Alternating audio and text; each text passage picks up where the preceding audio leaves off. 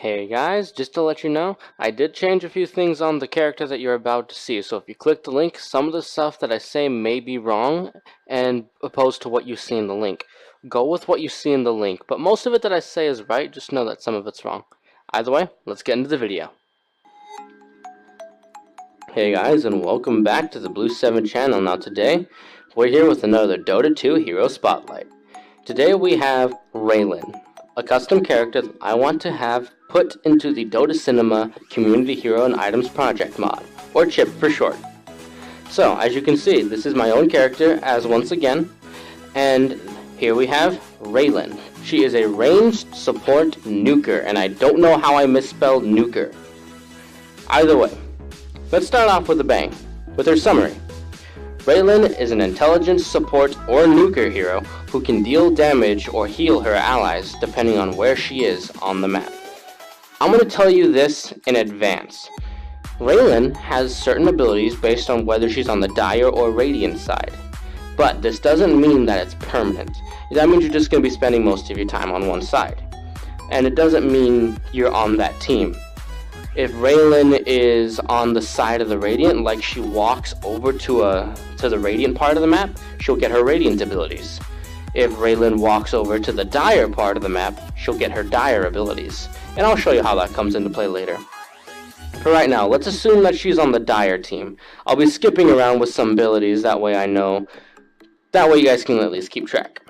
Or, okay, I've changed my mind. I'll be sticking with the first abilities, and I'll be going down the line, and I'll tell you what each of them do and what side they're on.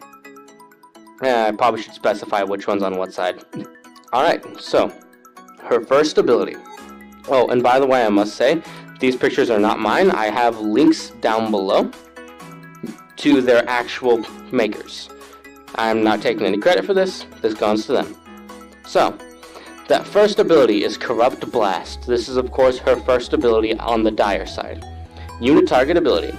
Raylin damages herself as well as the allies around her, then deals damage to target enemy based on how much damage was dealt to her and her allies.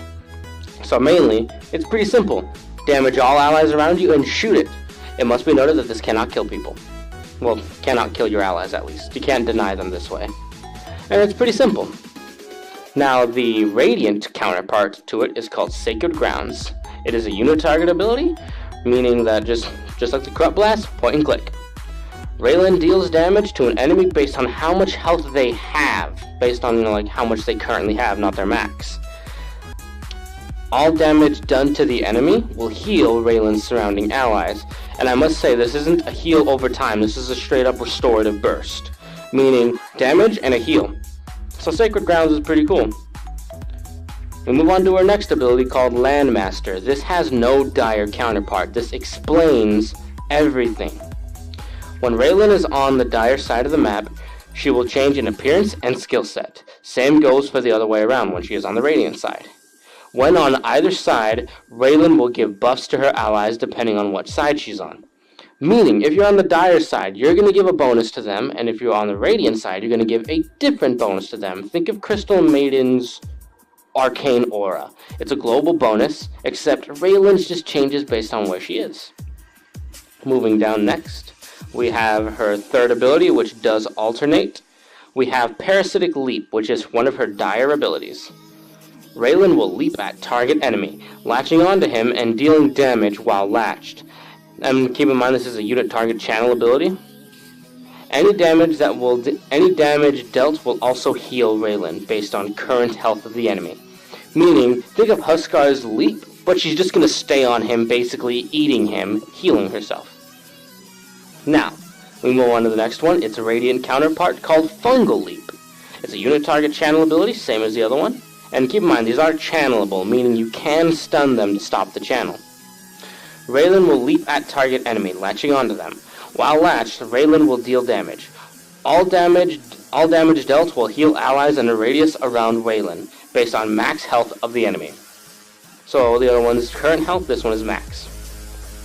So you're probably thinking to yourself, well, what happens if you're on the Radiant side and you want to use a Dire ability? Or the same goes for the opposite. Well, it's right here in the Dire. So, her ultimate here is not alternating. She'll have both of these up. Meaning, if she's just normally on the dire side, she'll have 1, 2, 3, 4 abilities, yes. 1 alternating, her passive, another alternating, and then 4 and 5 as her ultimate. So she'll actually have 5 skills normally, no matter what. So, Radiant Hope. When on the dire side, Raylin can turn target area to radiant terrain temporarily. The same goes for the dire. When on the radiant side, Raylin can turn target area to dire terrain temporarily. You can use this to your advantage by alternating in and out, and this would severely help if your playstyle, and it can get a bit complicated only if you want to switch between them really quick. Like walk in the radiant, use the abilities, walk in the dire, use the abilities. Bio? I haven't made the bio yet, but don't worry, I'll be sure to get it whenever it was. Basically, the idea that I had was Raylin hated Evergale, because if you remember, I'm creating my own universe with my own characters intertwining with each other. Raylin, I believe, hated Evergale.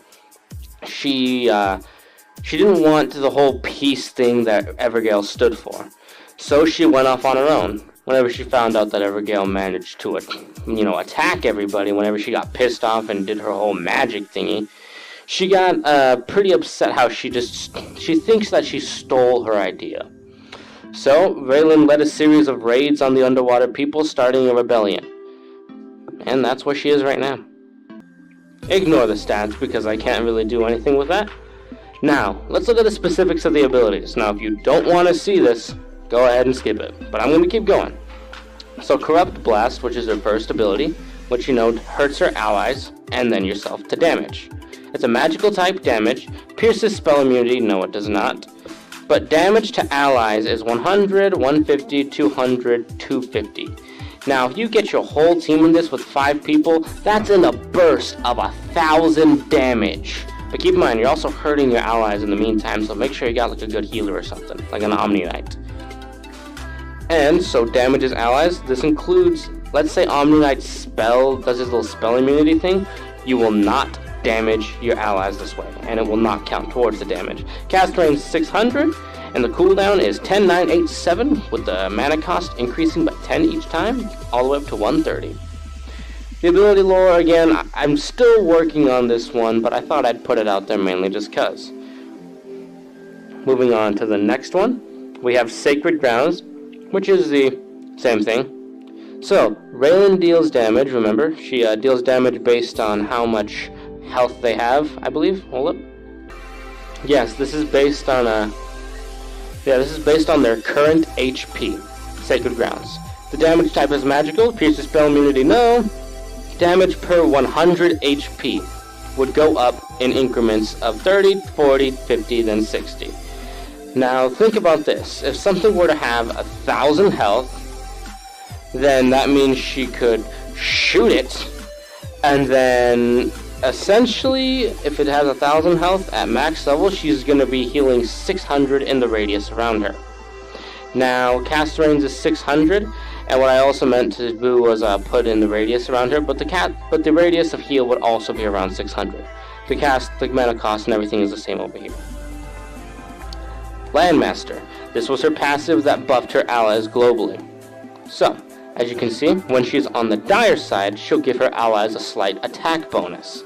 When on the radiant side, just like Crystal Maiden's aura, she'll give them health regeneration, just not mana regeneration. So if you actually have both of those two on the same team, applause to you. But, now we move on to the next ability, Parasitic and Fungal Leap. So you remember, Parasitic is when she jumps at them and she eats them, healing herself. Now, of course, how much was it? Latching on him and dealing damage while latched. This is based on their current health. By the way, the enemy hero can still move whenever she's latched. Damage type is magical. The cast range is 650. Pierces spell immunity, no. And damage / heal per second. So at max level, you're dealing 4% of their current health per second, healing yourself. Channel time is 7 seconds, so essentially you'd hurt them for 28% of their current health. And that is devastating and healing to you. You know, it'd be pretty cool to scavenge some guy. And of course you can still be attacked and you can still be stunned. Mana cost is 170 and cooldown is 20. Fungal Leap is the opposite of them. Now remember, this is based on max health of the enemy.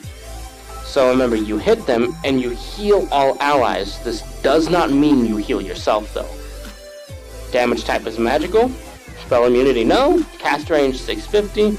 Damage / heal per second is the same thing. 1, 2, 3, then 4%. 7 seconds and the same cooldown stats. Except this is 25 and I still don't know why it's doing that. These stats should be the same as those ones. You might see that this hero is slightly unfinished. It's only because I haven't worked out the lore parts. I actually have no idea what the heck happened right here. But her ultimate ability, Radiant Hope. You remember this ability? Whenever she's on the dire side, she's able to turn part of it radiant.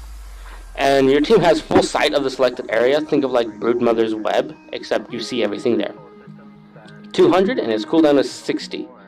And it lasts 30 seconds, so really it has a 30-second cooldown. Area 800, cast range 800. And so just boom, it's that simple. And the same goes for the dire. It's really simple actually. And the credit is right here, and I really hope that this can get into the Dota 2 community and hero item and project mod. Anyway, that should be all for this hero. This is Raylin. If you go and click the link, by the time you click on the link and this video goes up, I should have her full bio, all these bugs worked out, maybe some other stuff worked out here, and some other flavor text. But like I said, hope you enjoyed this video, and if you did, be sure to like it, share it, and subscribe. If you have a way of getting this into Dota Cinema, please help me out and let me know. Maybe I'll be able to help out, or it'd just be really fun to have one of my characters get in there. And if not, it's still fun making these characters. And you're going to love the next two that I make. But that should be it for this video. See you guys.